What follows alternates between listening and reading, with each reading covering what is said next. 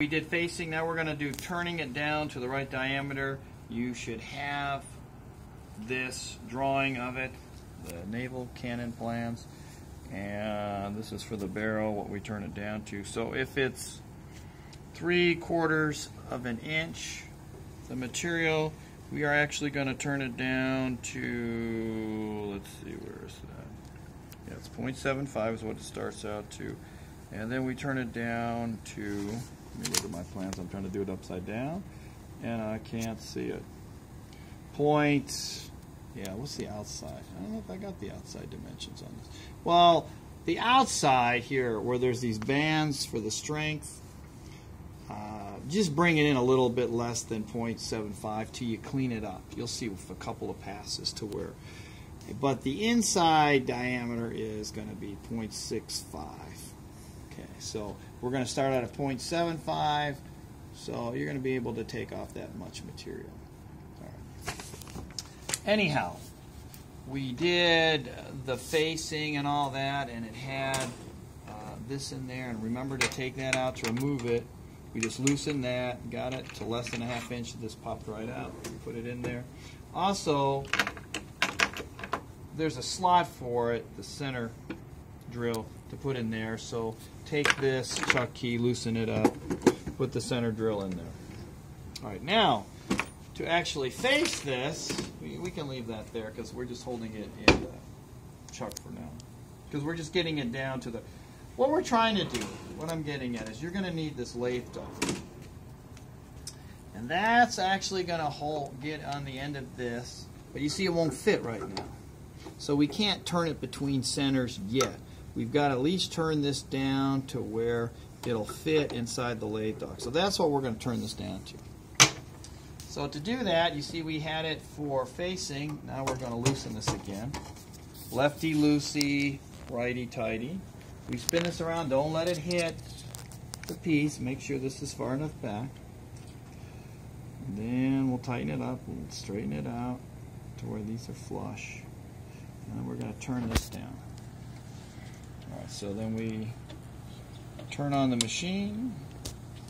Oh, there we go. Now turn on the machine. Yeah, a lot of you are going to do that. You'll see the power. If you've got the emergency stop, you try to turn it on, it won't turn. It won't do anything. So you've got to undo the emergency stop, then it'll work. Bring it in by hand about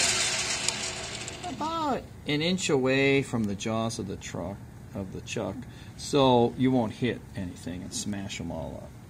So we'll turn that back on, turn it in, so it just touches, removes a little bit of material.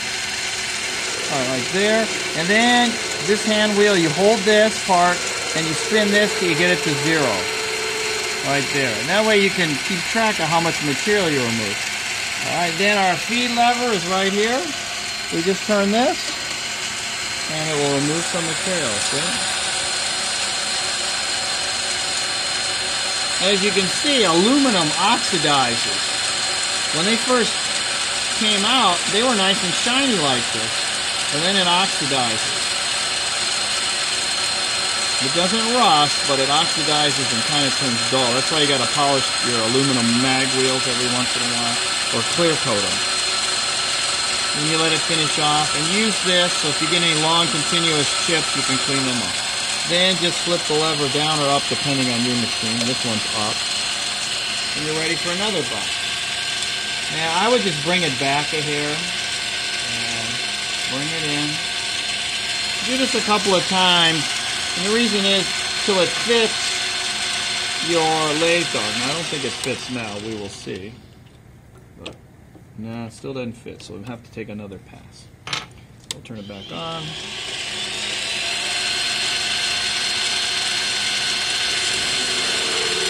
There we go. Now, that's not enough, but it does give you a nice smooth cut. So there's another thing, there's rough cuts and there's finished cuts. A finished cut is just a couple of thousandths, and look how much shinier and smoother it is. A rough cut, we're taking 5 to 10 thousandths off, and it doesn't look as nice. Oh, and see if you get the buildup in there, see how we got those little ridges in there? Because it's cutting the material again. We need to get all that out of there.